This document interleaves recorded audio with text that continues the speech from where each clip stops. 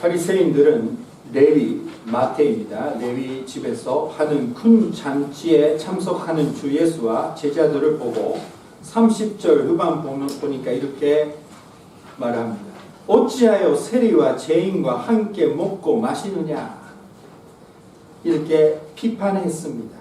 그랬더니 예수님이 바로 응답하십니다. 32절 말씀 보니까 내가 의인을 부르러 온 것이 아니요 죄인을 불러 회개시키러 왔노라, 이렇게 대답하셨습니다. 우리들은 이런 마음이 잘 이해되죠. 예수님을 믿는 자는 세상 사람이랑 같이 있으면 안 된다. 교회만 있어야 된다. 막 이런 말 하는 사람도 있는데, 그렇게 하면 누가 전도를 합니까? 그래서 우리들은 예수님이 믿고 구원받고 예배를 드리고 나서 세상적으로 들어가야 되는 것입니다. 그래서 교회 형제자매가 세상에 계시는 이웃과, 그리고 세상 속에 조금 나쁘다고 생각하는 사람이랑 같이 있더라도 사랑하는 형제자매는 비방 안 하시기를 부탁드립니다. 목사님, 그 집사님 이상한 사람이랑 같이 있었어요. 그런 얘기 하지 마세요. 전도하고 계신 거예요. 뭐 이런 거. 자, 33절 이제 메인 포인트로 들어가겠습니다. 33절 말씀에 예수님이 그들이 이렇게 얘기를 했습니다. 그들이 예수께 말하되 요한의 제자는 자주 금심하여 기도하고 바리새인의 제자들도 또한 그리하되 당신의 제자들은 먹고 마시나이다. 또 이상한 얘기합니다. 아까는 죄인들이라 먹고 마시게 하는다. 먹고 마시고 있다 하는데, 이번에는 당신 제자들은 먹고 마시고 있다. 밥을 먹는 것이 뭐가 죄입니까? 그때 금식 이야기를 하는 것은 바리새인들은 회개한다라는 것을 금식 기도를 한다라고 이해를 하고 있었습니다. 우리도 그렇게 이해할 때가 있잖아요. 예수님이 죄인들을 불러 회개시키러 왔다. 아, 그렇구나. 근데 예수님이요, 당신들이 먹고 마시고 있잖아요. 금식 안 하는 게 뭐가 회개입니까? 이렇게 물어보는 거예요. 자, 그래서 예수님이 이렇게 말씀하셨습니다. 34절 말씀 보니까 예수께서 그들에게 이르시되 혼인집 손님들이 신랑과 함께 있을 때 너희가 그 손님으로 금식하게 할 수 있느냐? 물론 못하지. 결혼식 불렀는데 사람들에게 밥도 안 주고 금식하라고 하는 사람이 어디 있느냐 하는 겁니다. 무슨 말이에요? 신랑 같은 예수님이 마태와 죄인들이와 함께 있는데 왜 금식해야 돼요? 예수님이 함께 있으니까 기뻐하라는 것입니다. 사랑하는 형제자매님, 예수님 우리와 함께 계시는 것을 진심으로 기뻐하면서 살아가시는 우리들을 되시길 주님의 이름으로 축원합니다. 아멘. 이것이 우리의 믿음의 기본이라는 것을 가르쳐주는 것입니다. 사랑하는 형제자매님, 우리는 예수님 믿었습니다. 근데 다음에 발견되는 것은 뭐냐면 제대로 신앙생활을 할 수 없는 자기 자신이에요. 그때 우리들은 또 열심히 해야지, 또 열심히 해야지. 그럼 열심히 해야지 증거로 들어가게 됩니다. 물론 열심히 해야죠. 근데 우리가 열심히 해야 되는 건 뭐냐면 열심히 자기 자신을 보기 위해서 예수님은 모셔야지. 나는 할 수 없으니까 이 순간도 손녀님이 모셔야지. 이런 열심으로 해야 되는 겁니다. 열심히 무슨 말인지 이해해 주시면 좋겠습니다. 그래서 우리들은 자기 자신 보면서 실망하면 다음에 또 축복이 있습니다. 우리는 자기 자신을 보기 위해서 예수님을 모실 수 있게 하나님 만들어 주시는 것입니다. 예수님이 함께 계시는 것, 예수님이 나를 사랑하셔서 하나님 아버지 우리를 용서해 주시고 손녀님이 우리와 함께 계신다라는 것을 기뻐하는 마음이 있으면 우리들은 자연스럽게 예수님께 의지하고 예수님께 맡기게 되는 것입니다. 남편, 아내를 진심으로 사랑하면 우리는 자연스럽게 서로 의지하게 되는 것입니다. 아멘입니까? 아멘. 너무 하셨네요. 그게 자연스러워요. 사랑하면, 좋아하면. 근데 우리들은 그게 자연스럽지 않는 이유는 우리는 문제가 있기 때문입니다. 신앙생활은 두 가지 신앙생활이 있어요. 자기 자신 위해서 신앙생활을 하는 사람, 그리고 맞는 신앙생활은 예수님을 위해서 신앙생활을 하는 사람입니다. 요즘에 한국 교회 우리들도 포함해서 너무 많은 사람들이 자기 위해서 신앙생활을 하고 있습니다. 내가 축복받기 위해, 내가 성공하기 위해. 그러니까 교회에 내가 받을 수 있는 축복이 없다고 생각하면 그분들은 어떻게 됩니까? 다른 교회로 갑니다. 그 교회 가가지고 또 새로운 애 없네? 그러면 또 그 교회에 옮기지는 그 이유는 딱 그거 한 가지 아니에요. 다른 여러 가지 옮기지 있고 하나님의 인도하심도 있습니다. 근데 그거 얘기하는 거 아니라 우리가 자기 자신을 위해서 신앙생활하고 있으면 이렇게 될 수밖에 없다라는 것이에요. 자, 35절에 예수님이 이렇게 말씀하십니다. 그러나 그 날에 이르러 그들이 신랑을 빼앗기리니 그 날에는 금식할 것이니라. 무슨 말이냐면 신랑 빼앗긴다. 예수님이 십자가에 달릴 때 예수님이 없어지잖아요. 그때는 예수님이 안 계시니까 예수님을 믿었던 사람이 다 금식하고 기도할 거다. 울면서 불안해할 거다. 뭐 이런 이야기를 예수님 미리 말씀하시는 것입니다.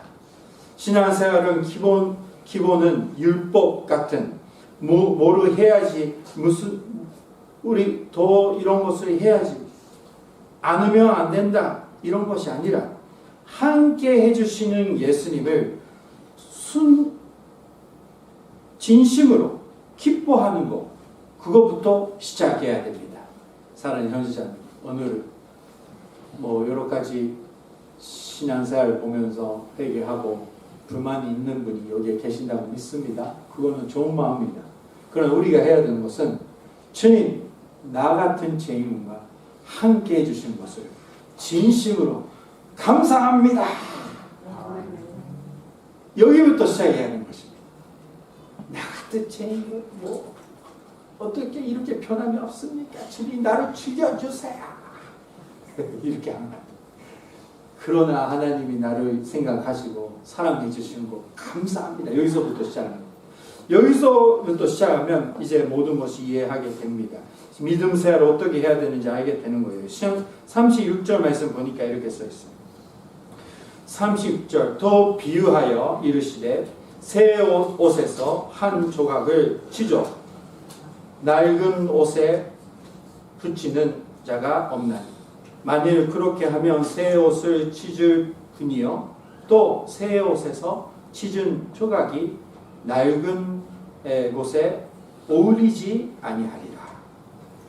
뭐 우리 절대 안 하는 이야기를 합니다. 이야기를 하고 계시는 것입니다. 무슨 말이냐면 존재가 새롭지 않는데 새로운 것이 아닌데 오래된 건데 거기에다가 새로운 옷에 조각이 붙여도 띠가 나고 또 새로운 옷을 찢으면 또 새로운 옷을 없어지고 이런 것을 하면 안 되지 이렇게 말씀하시는 겁니다. 뭐 설명 필요 없죠. 이건 뭐냐면 새 옷 같은 것은 예수님의 말씀, 예수님 그 자체, 하나님 막 이해하기 쉽게 예수님 말씀이라고 하겠습니다. 예수님의 말씀을 오래된 마음, 낡은 옷 그대로, 오래된 마음을 그대로, 오래된 그러니까 원래 그 모습을 그대로 예수님 말씀을 얼마나 붙여도 변함이 없다라는 것입니다. 우리는 매주 예배 드리면서 저 포함해서 말씀을 듣고 묵상하고 할 때마다 붙여요. 새롭게 해주세요. 아까는 일본말로 그 욕하는 입에다가 말씀 붙인다. 뭐 다른 거 뭐가 있을까요? 뭐 때리는 사람이 없겠죠. 때리는 사람. 뭐 이상한 소리를 듣게 되는 기가 있습니다. 주님 좋은 것만 들을 수 있도록 해주세요라고 여기다가 말씀 붙여가지고 해도 언제가 떨어집니다. 오리지널 자기의 모습으로 돌아간다는 것이에요. 아무리 그렇게 해도 안 된다. 바로 우리의 믿음 생활의 문제는 바로 이거다라는 겁니다. 중심이 변함이 없으면 말씀을 들어도 변함이 없다라는 것입니다. 그럴 때가 우리는 많이 있었다고 느낍니다. 저도 많이 있었습니다.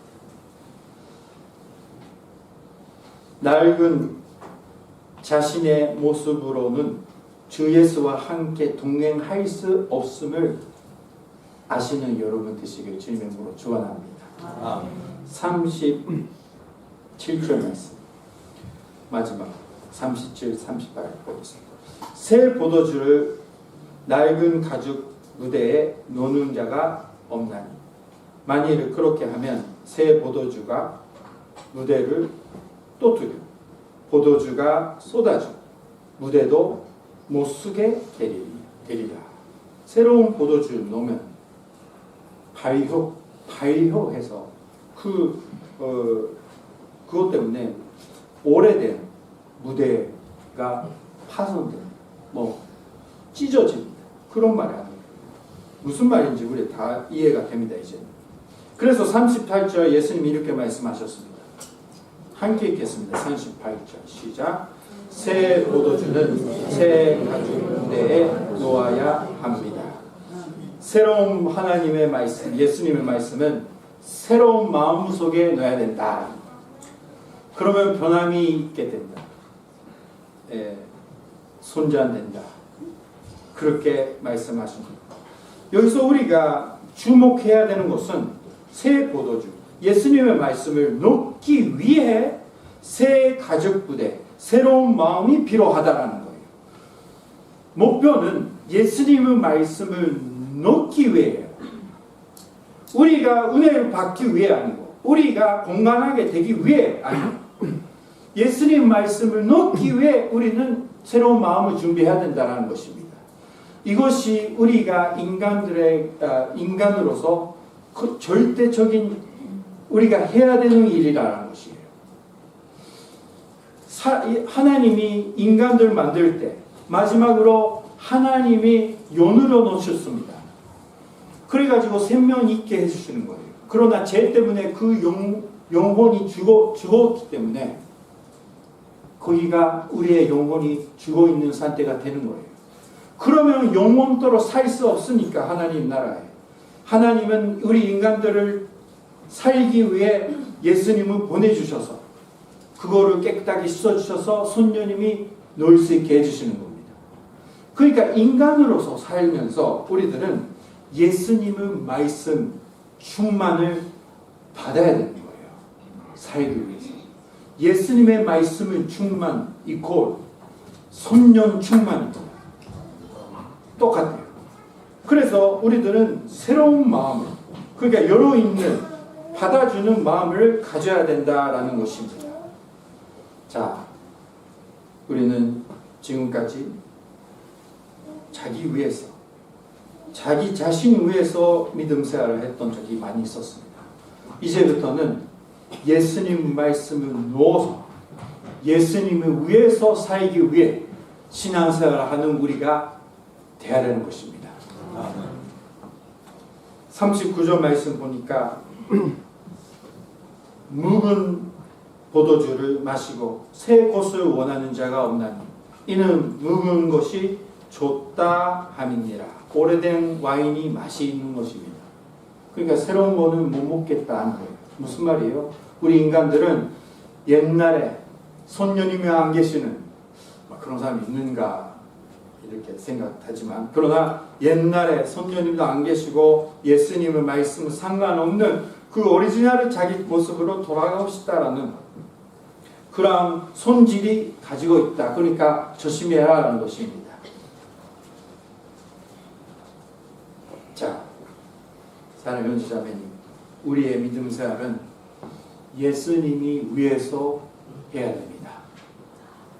예수님 위해서. 자기 자신이 위해서 하는 것은 하나님보다 높은 사람이 되니까 그거는 우상 숭배입니다. 엄청난 죄예요. 제가 가끔 얘기하잖아요. 주님 나를 도와줘. 주님 나를 축복해. 주님 나한테 돈 줘. 뭐예요 이게? 뭐 이렇게 말을 그렇게 안 하죠. 주님 도와주세요. 살려주세요. 왜 이렇게 그렇게 기도합니까? 목표는 뭐예요? 내가 잘 살기 위해서잖아요. 누가 높합니다? 우리가 높은 거예요. 하나님보다. 우상 숭배. 우상 숭배 무섭다라는 거 얼마나 들었는지 우리 잘 아시잖아요. 사랑하는 자. 우상 숭배. 자기를 하나님보다 높게 했던 죄입니다. 그런 신앙생활을 계속 하면 위험합니다. 너무 위험해요.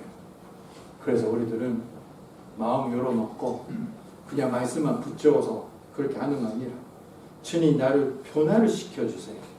예수님 말씀 받아줄 수 있도록 그렇게 기도하고 결심하고 그리고 손녀님이 통해 새롭게 되는 은혜를 받고자 계속 소망하고 예수님을 위해 사는 자가 되시길 주님의 이름으로 축원합니다. 기도하시겠습니다.